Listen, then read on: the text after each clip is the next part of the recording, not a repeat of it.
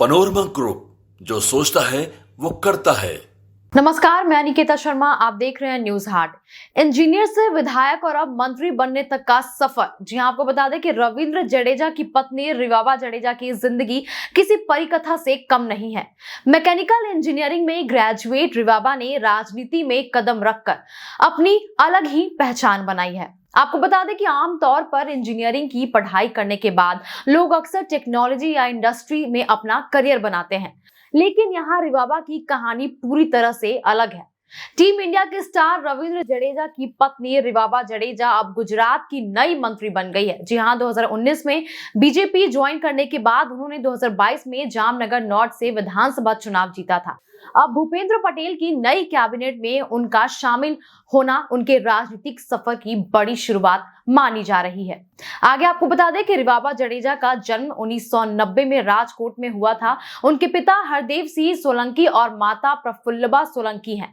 रिवाबा ने राजकोट के आत्मीय institute of technology and science से मैकेनिकल इंजीनियरिंग भी की थी। उनका विवाह 2016 में भारतीय क्रिकेटर रविंद्र जडेजा से हुआ।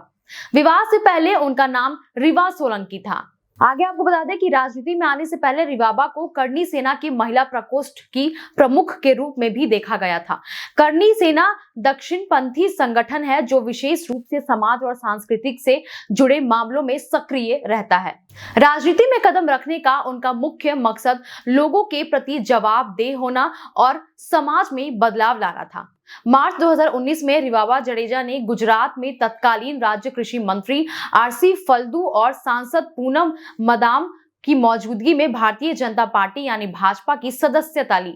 इसके बाद उन्होंने जामनगर के भाजपा के टिकट पर विधानसभा चुनाव लड़ा और पहली ही बार में विजय भी बन गई। रिवाबा जडेजा की यह उपलब्धि और भी ज्यादा खास इसलिए है क्योंकि उनका परिवार कांग्रेस से जुड़ा हुआ रहा है। जी हां, वे कांग्रेस नेता हरि सिंह सोलंकी की भतीजी हैं, लेकिन रिवाबा ने अपने राजनीतिक मार्ग के लिए भाजपा का चुनाव किया। इससे यह साफ हो जाता है कि उन्होंने अपने फैसलों में पूरी तरह से स्वतंत्रता और अपनी सोच को महत्वता भी दिया। उनकी सफलता सिर्फ उनके परिवार और समाज के लिए प्रेरणा नहीं है, बल्कि यह भी दिखाती है कि अगर इरादा मजबूत हो तो कोई भी व्यक्ति किसी भी क्षेत्र में उठकर राजनीति में अपनी छाप जरूर छोड़ सकता है। रिवाबा जडेजा अपनी मेहनत और काम के दम पर केवल विधानसभा में जगह नहीं बनाई, बल्कि अब उन्हें गुजरात कैबिनेट में राज्य मंत्री के रूप में भी जिम्मेदारी सौंपी गई है। रिवाबा जडेजा की कहानी यह साबित करती है कि शिक्षा और राजनीति साथ साथ भी चल सकती है।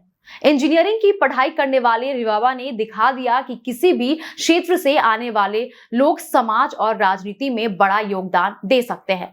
उनका यह सफर युवा पीढ़ी के लिए प्रेरणा का स्रोत बन गया है। इस पर आपका क्या कहना है, हमें कमेंट सेक्शन में जरूर बताएं। बस ऐसे ही तमाम खबरों के लिए जुड़े रहें न्यूज हाट के साथ। दीजिएगा इजाजत, धन्यवाद।